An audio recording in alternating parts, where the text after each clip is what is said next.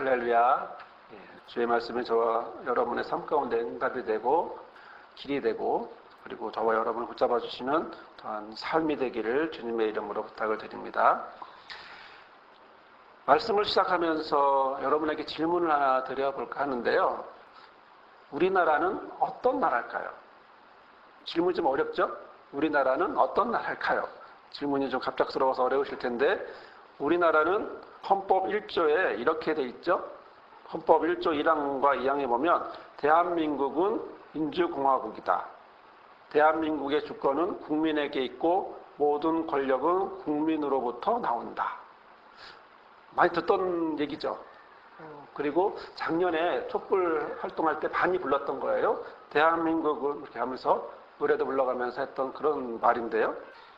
요 며칠 사이에 보면은 전직 대통령들이 이거에 대해서 이렇게 좀 이야기를 하기 시작했어요. 어떤 분은 우리나라가 독재 국가라고 이야기를 했어요. 그러자 또 다른 전직 대통령은 뭐라고 말하냐면 당신은 그런 말할 자격이 없어. 이렇게 또 이야기했고요. 그러자 우리나라 총리는 우리나라는 민주주의를 실천하는 나라다라고 이렇게 한마디로 이야기를 했죠. 과연 우리나라는 어떤 나라일까요? 자, 이것은 굉장히 한마디로 말하기는 참 쉬운 문제는 아닌 것 같아요. 헌법에 나온 것처럼 그렇게 딱 편하게 말했으면 좋겠는데 마음으로 느낌으로 와닿기가 조금은 동의하기가 어렵지 않겠나, 아니면 그렇지 않지도 않을 수 있는 좀 여러 가지 난해한 그런 문제죠. 자, 이런 복잡한 문제는 옆으로 치우고 우리가 좀 쉬운 문제, 난해한 어려운 문제는 좀 치우고 좀 쉬운 문제를 함께 보려고 하는데요. 자, 여기에 보면 여자아이 사진이 있습니다. 이 한 여자아이의 사진인데 모습은 좀 두 가지의 모습을 갖고 있어요. 여러분들 이 사진의 모습을 보면서 어떻게 느껴집니까? 위에 있는 아이와 밑에 있는 아이의 그림이 어떻게 느껴지는지요? 이 사진을 보면서 실험한 영상이 있어요. 그 영상을, 실험 영상을 한번 보시고 또 계속 말씀을 나누도록 하겠습니다. 생각의 왜곡. 착각은 우리의 뜻과는 상관없이 의식 저편에 숨어있는 편견을 먹고 자라납니다.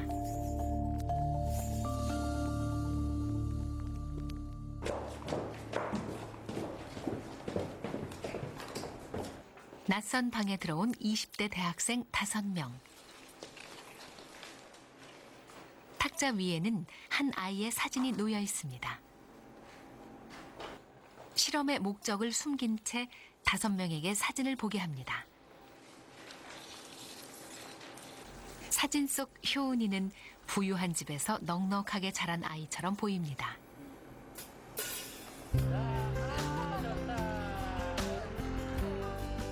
일주일 전 효은이는 고급 카페에서 아까 그 사진들을 찍었습니다.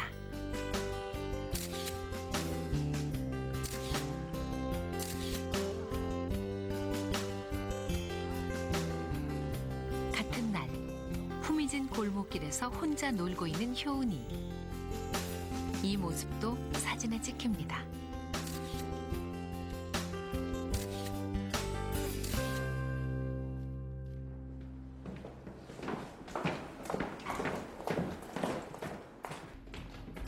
이번엔 또 다른 20대 대학생 5명입니다.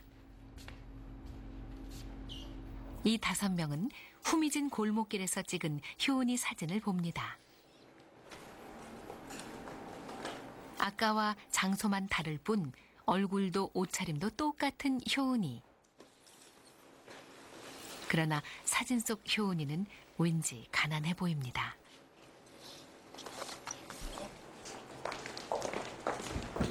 잠시 후 서로 다른 사진을 본 두 팀은 똑같은 비디오 한 편을 봅니다. 예, 지금부터 여러분은 5분 정도 동영상을 보시겠습니다. 보시고 난 다음에요, 그 아이에 대한 인상에 대해서 말씀해 주시면 되겠습니다. 병아리? 그렇지. 그럼 책과 종이의 관계는 효은이가 간단한 시험을 보는 장면입니다. 그러면 선생님이랑 다른 이야기 좀 해보자. 자, 대한민국의 수도는 어디입니까? 서울, 그러면 대한민국의 국기는 무엇입니까? 태국기, 그러면 어떤 질문에는 대답을 잘하고 개수는 모두 몇 개일까요? 어떤 질문에는 대답을 못합니다.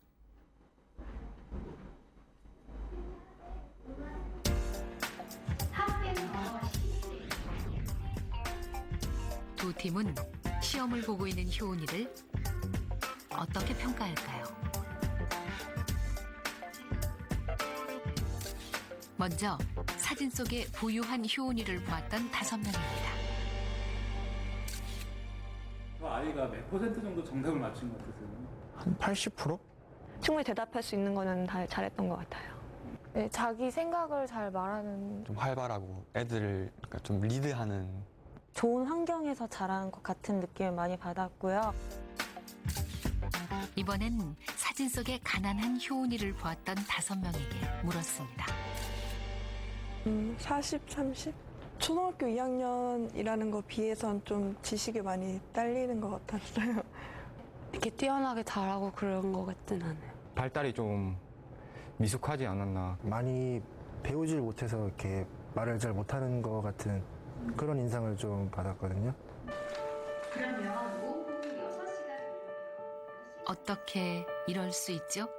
똑같은 비디오를 보았지만 효은이는 전혀 다른 아이가 돼버렸습니다. 부유한 효은이와 가난한 효은이 단 5분 동안 본 사진이 편견을 심어준 건 아닐까요? One group of people, the rich, are better, smarter, harder working, more motivated than the other. But that's an illusion. All societies that we know of have engaged in stereotyping, prejudice, and discrimination, and very often on the basis of no legitimacy whatsoever, treating certain groups as fundamentally different than others. 우리 교수님이 이렇게 말하죠. 특정 그룹의 사람들이 더 부유하고 더 열심히 일하고 더 머리가 좋다고 하는 건 착각이다. 이렇게 얘기를 했어요. 영상을 시작하면서 처음에 말했던 게 뭐냐면 착각은 편견을 먹고 자란다. 이렇게 얘기를 했어요. 착각과 편견. 이 두 관계가 형성이 된 거죠. 자, 영상을 보기 전에 5분간의 영상을 보기 전에 뭘 했었나요? 사진을 봤습니다. 단지 사진만 봤을 뿐이에요. 아무런 설명도 없는 그냥 배경이 있는 사진을 보았을 뿐인데 결과는 너무나 달랐어요. 어떻게 이런 일이 일어날 수 있을까? 여기에는 두 가지의 단어가 나오죠. 착각과 편견. 이 두 가지가 나옵니다. 자, 이것을 다르게 정리를 하면 이렇습니다. 보는 사람이 주어진 대로, 임의대로, 마음대로 생각한다는 거죠. 누가? 보는 사람이. 누구 마음대로? 자기 마음대로. 내가 본 걸 내 마음대로 생각한다라는 거죠. 자, 이제 이 질문을 어떤 대상이었던 이 어린 아이가 아닌 이제 이 질문을 한번 자기에게로 돌려보겠습니다. 나 자신을 한번 이 질문을 향해서 한번 해볼까 하는데요. 과연 나는 좋은 사람일까요? 나쁜 사람일까요? 과연 나는 행복한 사람일까요? 불행한 사람일까요? 과연 이것을 무엇으로 판단할 수 있을까요? 자, 영상처럼 편견과 착각이라고 하는 것에서 우리는 과연 자유로울 수 있을까요? 다른 사람이 나를 보는 것이 바로 이 실험 영상에서 본 것처럼 마음대로 편견과 착각이 있었다면 내가 나를 볼 때는 편견과 착각 없이 순수하게 나를 볼 수 있을까요? 아니면 아까 그랬던 것처럼 다른 사람처럼 나도 나를 볼 때 그렇게 볼까요? 어떤 무언가 걸림돌을 해서 다른 모양으로 내지는 한쪽으로 치우친 그런 모양으로 그런 모습으로 나를 보지는 않을까요? 어떨까요? 나는 과연 객관적으로 나 자신을 볼 수 있을까요? 아니면 좀 편견이 있는 착각을 하는 이런 모습으로 보일까요? 오늘 우리에게 주신 말씀이 시편 1편이죠. 이 말씀에는요, 서로 대조적인 그런 모습이 나옵니다. 누구죠? 복 있는 사람과 죄를 짓는 악인의 모습 두 가지가 나옵니다. 자, 그러면 과연 이 둘 중에 우리는 어디에 속할까? 그리고 그 판단 기준은 어디에 있을까? 우리가 이것을 오늘 말씀을 통해서 나눠보려고 합니다. 먼저 이 말씀의 의미부터 보려고 하는데요. 1절과 2절의 말씀을 같이 보시면 이렇게 말씀을 하고 있죠. 복 있는 사람은 악인의 꾀를 따르지 아니하며 죄인의 길에 서지 아니하며 오만한 자들의 자리에 앉지 아니하고 오직 여호와의 율법을 즐거워하여 그 율법을 주하러 묵상하는도다. 시작이 어떻게 시작합니까? 복 있는 사람. 복 있는 사람. 참 멋진 표현입니다. 복 있는 사람. 자, 내가 복 있는 사람이라면, 자, 내가 뭘 해도 말이죠. 복 있는 사람이라면 얼마나 좋겠어요? 우리는 이런 표현을 가지고 기도도 합니다. 하나님, 주여, 내가 복 있는 사람이 되게 해주십시오. 정말 멋진 표현이죠. 정말 감동이 되는 표현이고요. 우리 기도 제목이 되는 그런 표현입니다. 그것이 시편 처음 시작할 때부터 시작하는 이 표현, 참 멋진 표현이죠. 사실 우리가 시편을 읽을 때는요, 다른 사람의 일을, 다른 사람의 글을 본다라고 하는 생각보다는 좀 다른 시각. 아, 시편의 말씀은 나의 고백이다. 나의 기도문이다. 라고 하는 그런 마음으로 보는 것이 더 좋습니다. 왜냐하면 시편의 말씀은 실제로 그 사람들이 지은 저자들이 고민하면서 갈등을 하면서 모든 삶의 엑기스가 표현된 것이고 그것을 어디로? 하나님에게로 올린 거기 때문에 하나님이 나에게 주시는 표현도 중요하지만 거꾸로 내가 하나님 앞에 이런 표현을 드리는 고백, 기도라고 하는 그런 마음을 보여주는 거겠죠. 자, 그래서 복 있는 사람이라는 말만 들어도요, 참 멋진 고백인 것 같고 또 이런 고백을 난 하고 싶고 또 내 삶에 정말 복 있는 사람, 나로 하여금 복이 있는 그런 사람이 되게 해달라고 기도하는 그런 모습이 되지 않겠나 싶어요. 자, 그러면 복 있는 사람이란 뭘까요? 자, 복 있는 이 말은요, 히브리 말로 아시레라고 하는 말인데 곧다, 똑바로 가다, 번영하다, 성공하다 이런 뜻을 갖고 있습니다. 하나님께서 제시하신 이 삶의 길을 똑바로 가는 것, 그 자체가 복이라는 거예요. 하나님이 말해놓고 알려주신 거기로 가는 것, 이게 복이다 라고 말하는 건데요. 우리가 한글에서는 그 뉘앙스를 좀 찾을 수 없지만 히브리적 시적 언어에서 뉘앙스는 뭐냐면 복 있는 사람 이런 표현은 뭐만 사람은 얼마나 행복할까라는 표현입니다. 정말 행복하구나. 하나님의 뜻을 따르는 사람은 얼마나 행복할까. 이런 감탄이 들어가는 그런 표현이에요. 그러니까 우리가 복 있는 사람, 좀 딱딱하죠?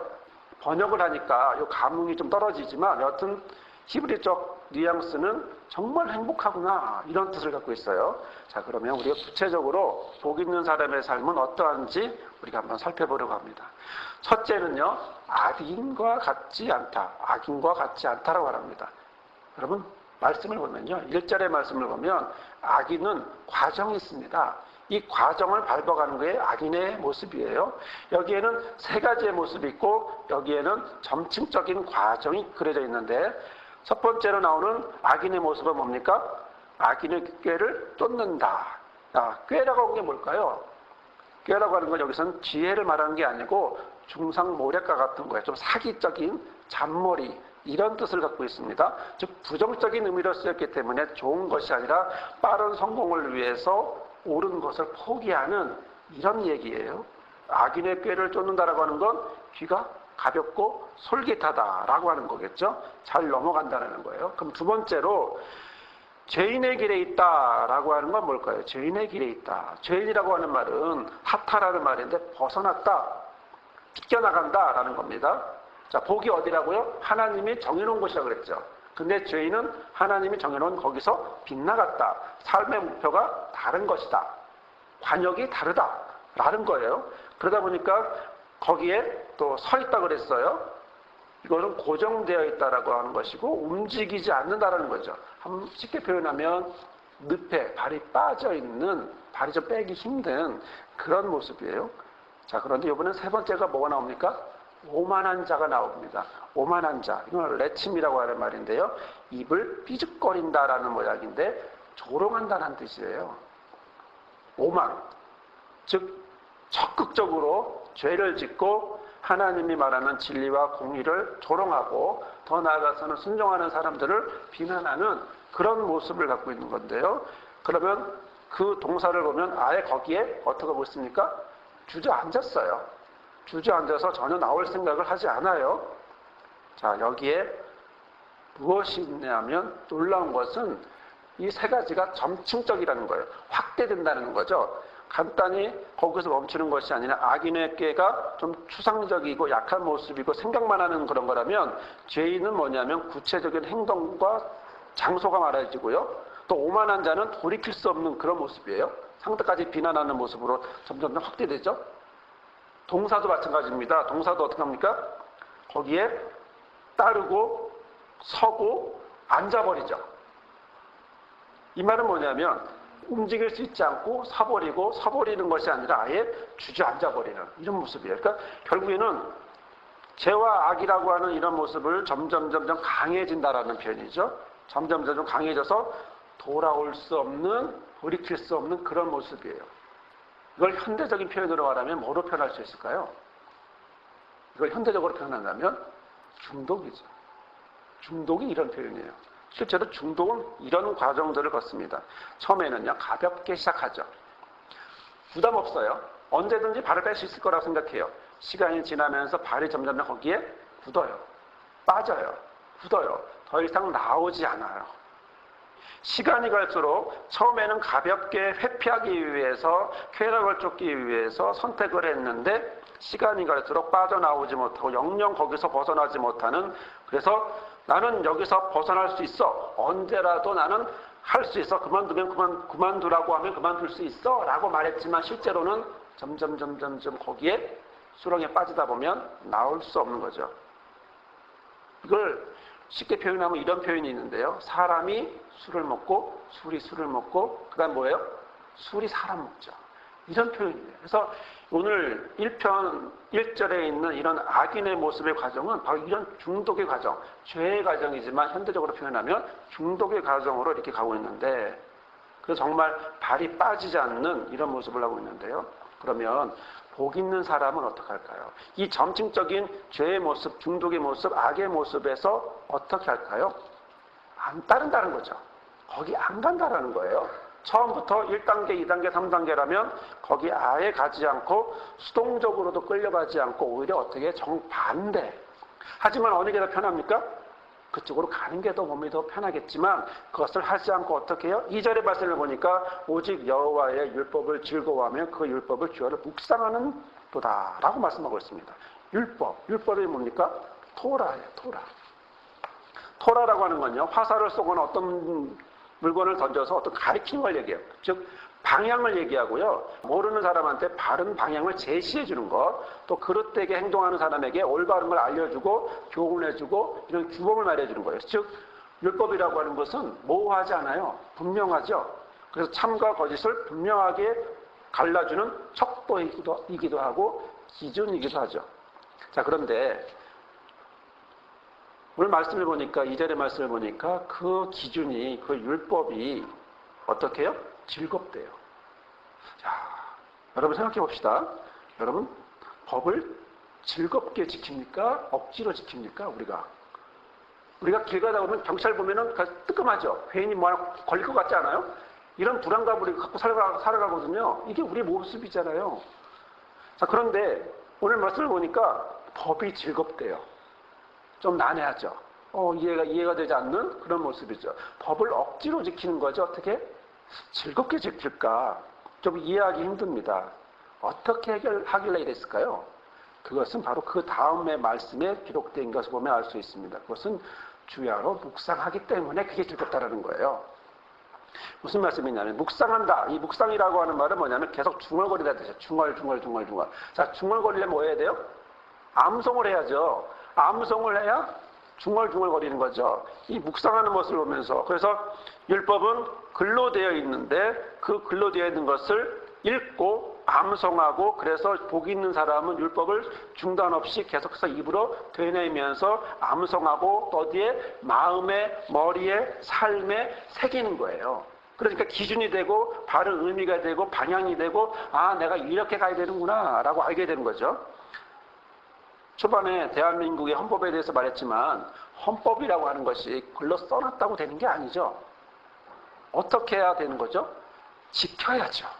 그렇죠? 그것이 정말 그렇다고 인정되도록 모든 사람이, 힘 있는 자나 힘 없는 자나 모든 사람이 그렇게 움직여야죠. 움직이지 않는다면 그것은 단지 아무 의미 없는 그냥 글일 뿐이에요. 하지만 모든 사람이 그것을 지키면 정말 민주공화국이고 모든 권력은 국민에서 나온다라고 고백되어지고 정말 그렇게 움직여지면 그러면 그것은 정말 법답고 헌법답고 그리고 또 그것은 계속 지킬 수 있는, 하지만 누군가 그것을 무시하기 시작하면 끝나는 거죠. 결국 기준이 기준답지 못하다라는 것, 위험한 상태라는 거죠. 하지만 우리가 바로 이 기준이 기준답지 못하다고 하는 것을 마치 안개 속에 있는 것과 같은 그런 모습으로 우리가 생각해 볼 수 있습니다. 제가 오래전에요, 짙은 안개 속을 한번 운전해 본 적이 있거든요. 너무 급한 일이 있어서 운전한 적이 있는데 바로 5m 앞도 3m 앞도 잘 안 보여요. 그런데 운전하고 가는 거예요. 빨리 갔을까요? 천천히 갔을까요? 당연히 천천히 가야죠. 비상등 켜고 천천히. 그런데 코앞이 안 보이기 때문에 지금 내가 어디쯤 가고 있는지 잘 몰라요. 다행히 그 길을 몇십 번 다녔기 때문에 좀 알지만 그래도 정말 모르는 처음 가는 길이라면 정말 엉뚱한 데로 가지 않을까 싶어요. 실제로 갔다가 돌아올 때는요, 정말 엉뚱한 데로 왔어요. 너무 안개가 짙으니까 이 정도면 거기겠지 했는데 제가 기억했던 그 길이 아니라, 제가 다녔던 그 길이 아니라 삥 돌아서 다른 엉뚱한 길로 가서 옆으로 빠지는 길을 못 찾으니까 계속 돌아서 엉뚱한 데까지 가서 왔던 그런 기억이 나요. 기준이 기준답지 못하면 안개와 같습니다. 하지만 오늘 우리에게 주시는 말씀을 보면 이 복 있는 사람은 율법을 묵상하고 즐거워한대요. 즉 그 율법이 삶의 기준이라는 거죠. 안개가 거친 것 같다는 거예요. 안개 속에 있는 그런 모습이 아니라 지금 내가 안개가 거치니까 어디쯤 어디를 향하여 가고 있다는 것이 분명히 알게 된 거죠. 삶에 하나님의 말씀이 있으니까 내가 지금 어디에 있는지 알게 된다는 거죠. 율법이 있기 때문에 내가 어디쯤 알고 있다는 거죠. 기준이 없다면 내가 지금 뭐 하고 있는지 모르죠. 그러나 기준이 있기 때문에 안전띠를 해야 된다라는 기준이 있기 때문에 우리가 된다 안 된다 범칙급이다 아니다라는 걸 아는 것처럼 이 율법이라고 하는 것은 내가 알고 지키고 행해야, 그리고 그것을 항상 되뇌이고 묵상하듯이 되뇌여야만, 그리고 느끼고 있어야만 그 실제로 기준의 역할을 하게 되는 거죠. 자, 그런데 만약에 편하다고 쾌락이 좋다고 그렇게 해서 다른 쪽으로 계속 안개 속으로만 빠져간다면 과연 나는 어디로 가는지 어디쯤 있는지 알 수 없는 거죠. 내가 과연 어디 있을까요? 아무리 가도 나는 안개 속인 거예요. 내가 정말 제대로 가고 있는지 엉뚱하게 가고 있는지, 아까도 말씀드렸지만 잘 가고 있는 줄 알았더니 빙글빙글 딴 데로 돌고 있더라고요. 이런 경험을 저는 해보면서 복 있는 사람은 여호와의 말씀을 묵상하고 또 묵상하기 때문에 즐겁고 또 즐겁기 때문에 그것이 나를 귀찮게 해주는 것이 아니라 나를 지켜주고 보호해주는 거구나. 나를 안전하게 품어주는 거구나. 말씀이 나의 품이 되고 울타리가 되어주는구나 라는 사실을 알게 됐습니다. 자, 그러면 이 복 있는 사람과 악인은 어떤 결과를 얻게 될까요? 우리 3, 4절의 말씀을 볼까요? 자, 그는 시냇가에 심은 나무가 시절을 쫓아 열매를 맺으며 그 잎사귀가 마르지 아니함 같으니 그가 하는 모든 일에 다 형통하리로다. 악인들은 그렇지 아니하며 오직 바람에 나는 겨와 같도다. 자, 여기에는요, 의인과 악인의 모습이 너무나 대조적으로 나오고 있습니다. 어떻게 나옵니까? 팔레스타인은요, 건기와 우기라는 것이 뚜렷하게 있어요. 그래서 1년에 연 강수량, 평균 강수량이 얼마냐면 600mm예요. 60cm 정도 온다는 거죠. 많이 오는 건 아니죠. 그런데 이 조금밖에 안 오는 이것이 언제 내리냐면 우기에 집중해서 다 내려버려요. 나머지 건기 때는 아예 물도 없는 거예요. 그럼 어떻게 해요? 우기 때 내렸던 이 물이 건기 때는 아예 말려버리니까, 그러면 물이 없으니까 나무들이 자랄 수가 없는 거예요. 나무들이 자랄 수 없으니까 그곳에 가면 키 작은 나무들이 좀 많아요. 그런데 예외로 키 큰 나무들이 있어요. 어떤 나무들일까요? 시냇가에 심은 나무가 키가 크대요. 자, 이 시냇가에 심은 나무는요, 크게 자라니까 사철을 푸르고 열매도 많이 맺고. 그런데요, 이 시내는요, 자연적인 시내가 아니에요. 사람이 인공적으로 관계수로를 만들어서 그리고 그곳을 지나게 한 그런 시내예요. 다시 말씀을 드리면 누군가가 일본을 만들어 놓지 않으면 안 된다는 거죠. 자연적으로는 그런 데가 생길 수가 없는데 누군가가 만들어 놓았다는 거죠. 근데 바로 그곳에 나무가 심겨져야, 그리고 그런 곳에 심겨진 나무만이 푸르고 열매도 많이 맺는다라는 거죠. 자, 복 있는 사람은 어디에? 바로 여기에 심겨진 사람이라는 거죠. 왜요? 1절과 2절의 모습을 통해서 자기의 있는 곳이 바로 3절의 말씀대로 이루어지고 있기 때문인 거죠. 그리고 나아가서는 이것이 형통까지 한다는 거죠. 형통이라는 것은 찰나라는 말인데 거칠 것 없이 쭉 돌진한다는 얘기예요. 앞길이 평탄하고 형통하고 번성한다는 거거든요. 그런데 반대로 악인의 모습을 볼까요? 악인은 어떠합니까? 바람에 나는 겨와 같다. 무슨 말이죠? 뭐가 느껴집니까? 앞에는 지금 물이 많아요. 여기는 뭐 같아요? 물이 없죠. 건조하죠. 건조하니까 뭐가 날려요? 바람이 날리고 모래가 날리고 흙이 날리고 또 그러다 보니까 열매가 있어요? 열매가 없어요. 껍데기만 있어요. 알맹이는 없어요. 그러니까 바람에 힘없이 이리저리 날아다니는 그런 건조함이 보이는 거예요.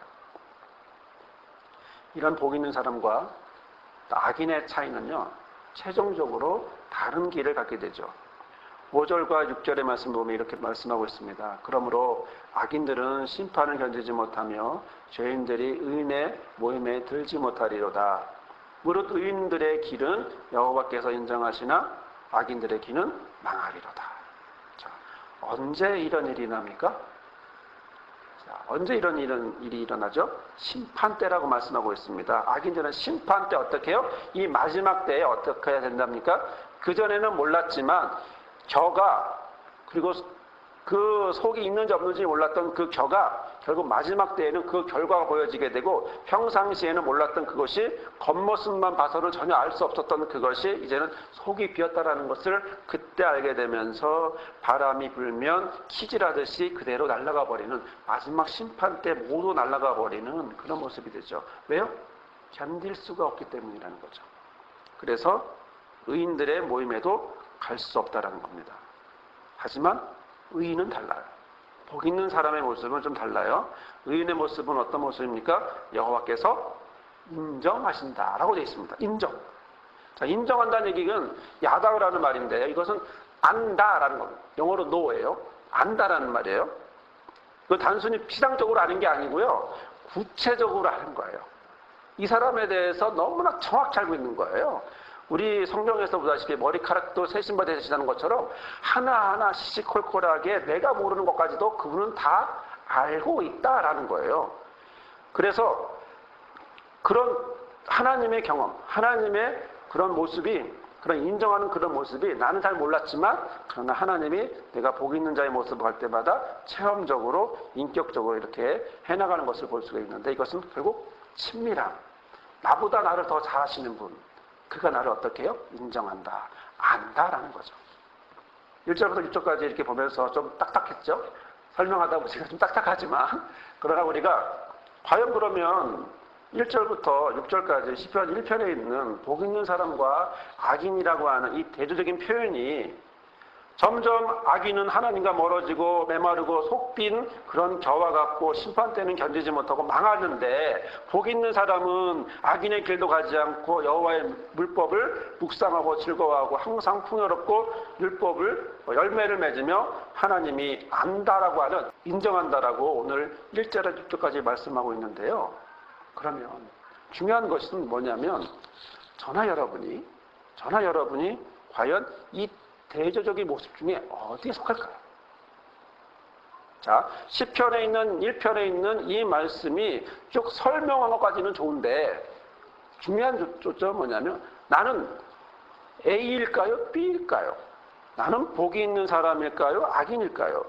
형통하고 복 있고 형통하고 푸를까요? 아니면 속이 비고 메마르고 망하는 그런 길을 가고 있는 걸까요?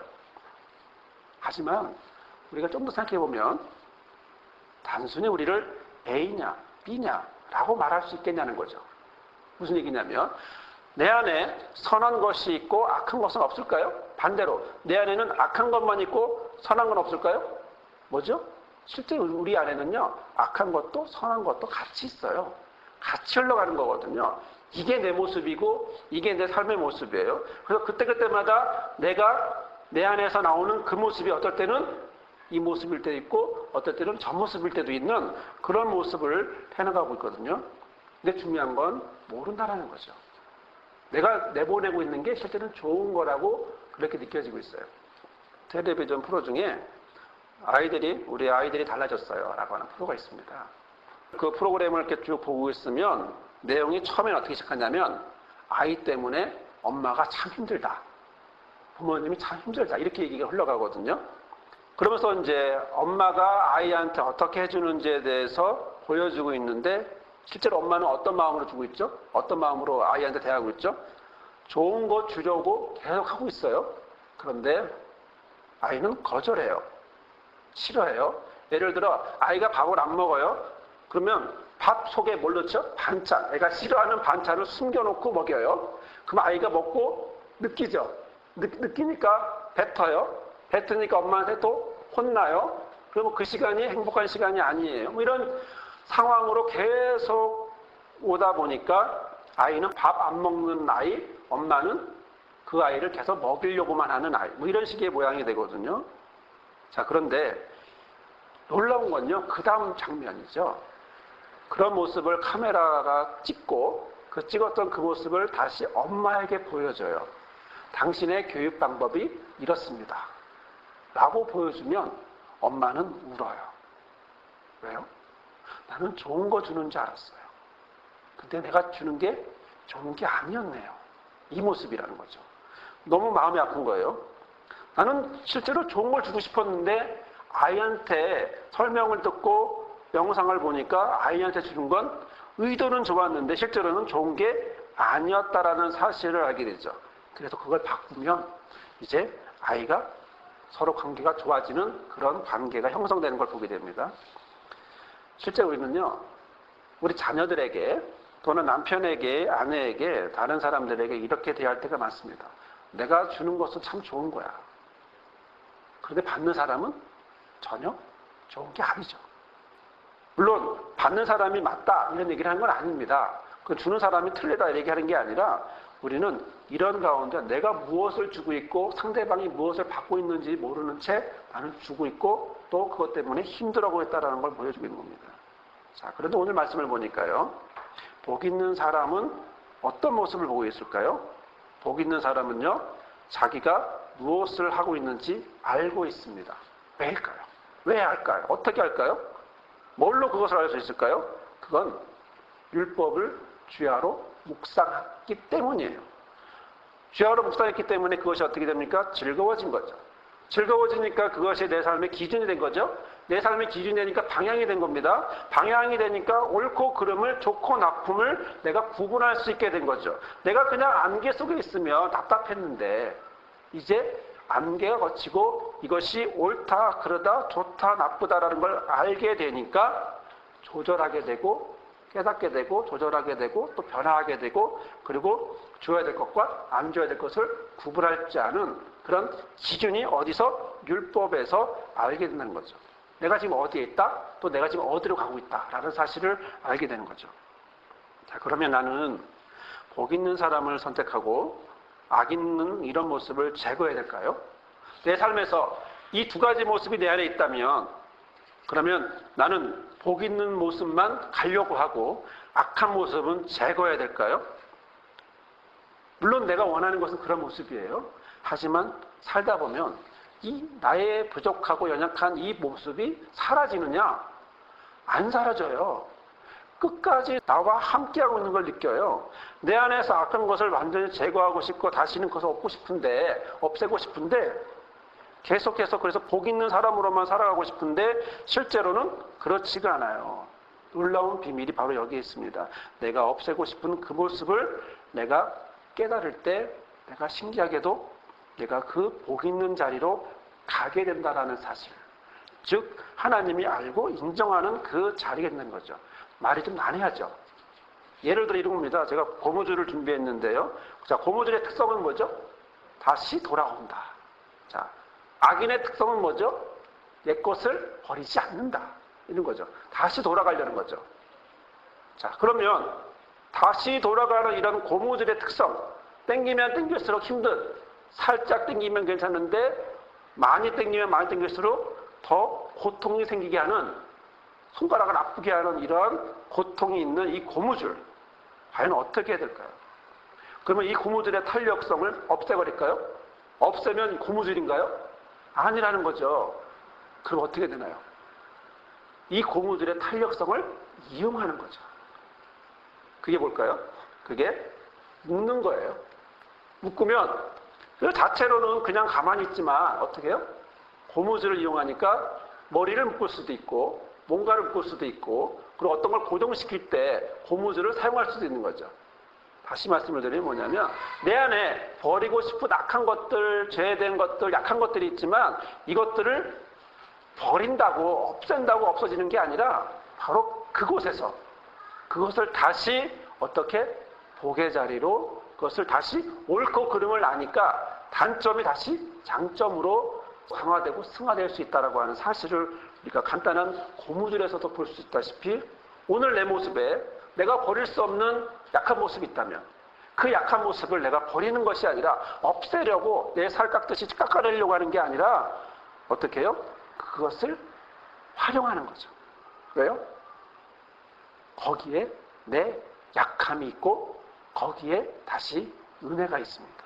저는 이번 주에 한 주간을 지내면서 하나 저의 자신에서 놀라운 점을 하나 발견하게 됐는데, 어떻게 정확히 말하면 잊었던 거죠. 잊었다가 또 생각이 나고 또 잊었다가 또 생각이 난 건데, 그건 바로 나의 약점이, 내가 집중하고 괴로워하고 힘들어했던 바로 그 약점이 실제로 그 고민 때문에 나에게 은혜가 되고 나에게 힘이 되고 나에게 위로가 된다는 사실을 이번 한 주간에 더 새삼스럽게 더 강하게 느꼈습니다. 사랑하는 여러분, 여러분은 지금 어디에 있습니까? 여러분은 지금 어디서 힘들어하고 있나요? 여러분은 지금 무엇 때문에 괴로워합니까? 무엇 때문에 지쳐 있습니까? 내 안에서 빨리 제거하고 싶은 것이 있습니까? 내 자신 안에서, 우리 가정 안에서, 우리 직장 안에서, 아니면 미래나 사회나 우리 교회 안에서 어떤 힘들고 어려운 것들이 있습니까? 어떤 특별한 무엇 때문에 내가 힘들어하고 있는 것이 있습니까? 그런데 놀라운 건 그것을 없애버리는 것이 아니라 그 안에서 그것을 발견하고 그것이 악하다라는 것, 그것을 1절에 있는 말씀처럼 악인의 길을 따르지 않고 죄인의 길에 서지 않고 오만한 자들의 자리에 앉지 않는, 이 앉는이라고 하는 이것은 율법을 통해서만 알게 되는 거죠. 아, 저기가 그 자리구나라는 사실을 알게 되면서 내가 돌이키면서 나는 어디로? 복의 자리로 가는 거죠. 그냥 복의 자리로 가는 게 아니라 내가 지금 있는 이 자리가 바로 복의 자리로 가게 해주는, 어떻게 해요? 발판이 있는 거죠. 자, 로켓은요, 하늘에서 쏩니까? 아닙니다. 로켓은 땅 위에서 쏩니다. 바닥이 있어야 돼요. 그리고 그 분출에 따라서 올라가는 겁니다. 그냥 공중에 떠 있다고 로켓가 되는 게 아닙니다. 마찬가지로 저와 여러분이 있는 그 자리, 바로 그 자리가 내 자신 때문에 힘들어하고 있다면, 내 가정 때문에, 내 지역이나 어떤 여러 가지 직장이나 여러 가지 문제 때문에 힘들어하고 있다면, 건강이나 뭐 여러 가지 때문에 힘들어하고 있다면, 바로 그 부분에서 우리는 출발할 수 있고 거기서 은혜의 자리가 되고 그 자리가 나의 복된 자리, 또 율법이 있어서 그것이 그런 자리구나 하는 사실을 알게 해주는 그런 자리가 된다는 거죠. 사랑하는 여러분, 오늘 저와 여러분은 단점을 느끼고 있습니다. 내 삶의 단점을 알고 있습니다. 장점보다는 자꾸 단점만 더 보입니다. 내 자녀에게, 내 남편에게, 내 아내에게 다른 무엇의 장점보다는 단점이 더 보일 수 있습니다. 하지만 놀라운 건 그런 것 속에 바로 하나님의 말씀이 플러스가 되면, 율법이 하나님의 기준이 플러스가 되면 바로 우리는 복 있는 사람으로 내가 한 걸음 한 걸음 나아간다라고 하는 사실을 우리는 경험하게 됩니다. 그리고 우리는 복 있는 사람이 되어서 푸르고 열매 맺고 하나님이 인정하는 삶, 그 삶을 우리는 가게 되는 거죠. 오늘 시편 1편에 있는 이 고백이 저와 여러분의 고백이 되기를 바랍니다. 또한 이 고백이 저와 여러분의 기도가 되기를 바랍니다. 주님, 내가 이런 복 있는 사람 되게 해주십시오. 복 있는 사람은 얼마나 행복할까? 얼마나 즐거울까? 바로 이런 고백이 여러분이 이런 고백이 그리고 계속해서 넘치시기를 바랍니다. 자, 그런데요, 이 말씀을 보니까 시편 1편에만 있는 게 아니라 여러분에게 로마서 말씀을 한번 보여주려고 해요. 로마서 말씀 7장 4에서 8장 11절까지의 말씀인데 이 말씀을 한번 쭉 들어보십시오. 들어보시면 이렇게 하나님 이 시편의 말씀과 지금 시편의 말씀과 로마서의 말씀이 똑같구나. 또 어디까지 가야 되는가? 예수에게로 나아가야 된다라고 하는 사실까지도 보여주고 있는 것이죠. 함께 보도록 하겠습니다. 7장. 그러므로 내 형제들아 너희도 그리스도의 몸으로 말미암아 율법에 대하여 죽임을 당하였으니 이는 다르니 곧 죽은 자 가운데서 살아나신 이에게 가서 우리가 하나님을 위하여 열매를 맺게 하려 함이라. 우리가 육신에 있을 때에는 율법으로 말미암는 죄의 정욕이 우리 지체 중에 역사하여 우리로 사망을 위하여 열매를 맺게 하였더니 이제는 우리가 얽매였던 것에 대하여 죽었으므로 율법에서 벗어났으니 이러므로 우리가 영의 새로운 것으로 섬길 것이요 율법 조문의 묵은 것으로 아니할지니라. 그런즉 우리가 무슨 말을 하리요? 율법이 죄냐? 그럴 수 없느니라. 율법으로 말미암지 않고는 내가 죄를 알지 못하였으니 곧 율법이 탐내지 말라 하지 아니하였더라면 내가 탐심을 알지 못하였으리라. 그러나 죄가 기회를 타서 계명으로 말미암아 내 속에서 온갖 탐심을 이루었나니 이는 율법이 없으면 죄가 죽은 것임이라. 전에 율법을 깨닫지 못했을 때에는 내가 살았더니 계명이 이름에 죄는 살아나고 나는 죽었도다. 생명에 이르게 할 그 계명이 내게 대하여 도리어 사망에 이르게 하는 것이 되었도다. 죄가 기회를 타서 계명으로 말미암아 나를 속이고 그것으로 나를 죽였는지라. 이로 보건대 율법은 거룩하고 계명도 거룩하고 의로우며 선하도다. 그런즉 선한 것이 내게 사망이 되었느냐? 그럴 수 없느니라. 오직 죄가 죄로 드러나기 위하여 선한 그것으로 말미암아 나를 죽게 만들었으니 이는 계명으로 말미암아 죄로 심히 죄되게 하려 함이라. 우리가 율법은 신령한 줄 알거니와 나는 육신에 속하여 죄 아래 팔렸도다. 내가 행하는 것을 내가 알지 못하노니 곧 내가 원하는 것은 행하지 아니하고 도리어 미워하는 것을 행함이라.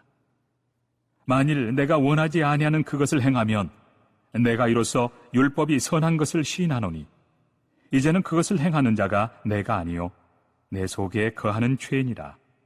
내 속 곧 내 육신에 선한 것이 거하지 아니하는 줄을 아노니 원함은 내게 있으나 선을 행하는 것은 없노라. 내가 원하는 바 선은 행하지 아니하고 도리어 원하지 아니하는 바 악을 행하는도다. 만일 내가 원하지 아니하는 그것을 하면 이를 행하는 자는 내가 아니요 내 속에 거하는 죄니라. 그러므로 내가 한 법을 깨달았노니 곧 선을 행하기 원하는 나에게 악이 함께 있는 것이로다. 내 속 사람으로는 하나님의 법을 즐거워하되 내 지체 속에서 한 다른 법이 내 마음의 법과 싸워 내 지체 속에 있는 죄의 법으로 나를 사로잡는 것을 보는도다. 오호라, 나는 곤고한 사람이로다. 이 사망의 몸에서 누가 나를 건져내리야. 우리 주 예수 그리스도로 말미암아 하나님께 감사하리로다. 그런즉 내 자신이 마음으로는 하나님의 법을, 육신으로는 죄의 법을 섬기노라. 8장. 그러므로 이제 그리스도 예수 안에 있는 자에게는 결코 정죄함이 없나니 이는 그리스도 예수 안에 있는 생명의 성령의 법이 죄와 사망의 법에서 너를 해방하였음이라. 율법이 육신으로 말미암아 연약하여 할 수 없는 그것을 하나님은 하시나니 곧 죄로 말미암아 자기 아들을 죄 있는 육신의 모양으로 보내어 육신의 죄를 정하사 육신을 따르지 않고 그 영을 따라 행하는 우리에게 율법의 요구가 이루어지게 하려 하심이니라. 육신을 따르는 자는 육신의 일을, 영을 따르는 자는 영의 일을 생각하나니 육신의 생각은 사망이요 영의 생각은 생명과 평안이니라. 육신의 생각은 하나님과 원수가 되나니 이는 하나님의 법에 굴복하지 아니할 뿐 아니라 할 수도 없습니다. 육신에 있는 자들은 하나님을 기쁘시게 할 수 없느니라. 만일 너희 속에 하나님의 영이 거하시면 너희가 육신에 있지 아니하고 영에 있나니 누구든지 그리스도의 영이 없으면 그리스도의 사람이 아니라. 또 그리스도께서 너희 안에 계시면 몸은 죄로 말미암아 죽은 것이나 영은 의로 말미암아 살아있는 것이니라. 예수를 죽은 자 가운데서 살리신 이의 영이 너희 안에 거하시면 그리스도 예수를 죽은 자 가운데서 살리신 이가 너희 안에 거하시는 그의 영으로 말미암아 너희 죽을 몸도 살리시리라. 아멘. 마치 시편 1편을 그대로 바울이 설교한 것 같죠. 그대로. 너무 놀라운 말씀입니다. 특히 오라라는 권고한 사람이로다. 이 사망의 몸에서 누가 나를 건져내랴.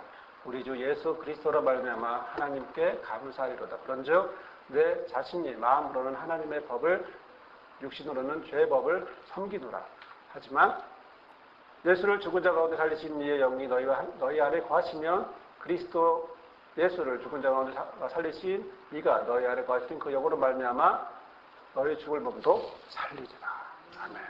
이 말씀이, 시편의 말씀이, 또한 로마서의 말씀이 저희 여러분의 삶 가운데 충만하시기를 주님의 이름으로 축원합니다. 아멘. 거룩하신 하나님, 오늘 저희의 약함을 이 시간 봅니다. 우리의 약함이 악인의 모습이고 죄인의 모습이고 또한 오만한 자의 모습이고 또 그로 인하여 또한 중독된 자의 모습으로 우리가 살아가는 걸 봅니다. 하지만 이런 약함이 오늘 내가 그 약함을 통하여 바로 복 있는 자의 모습으로 또한 하나님 함께 하심으로 풀고 열매 맺는 그런 모습으로 또 하나님이 인정하시는 모습으로 거듭날 줄 믿사오니 우리가 복 있는 자의 모습으로 아버지의 말씀을 근거로 기준으로 삼고 우리가 날마다 주님과 함께 동행하는 삶이 되게 허락하여 주옵소서.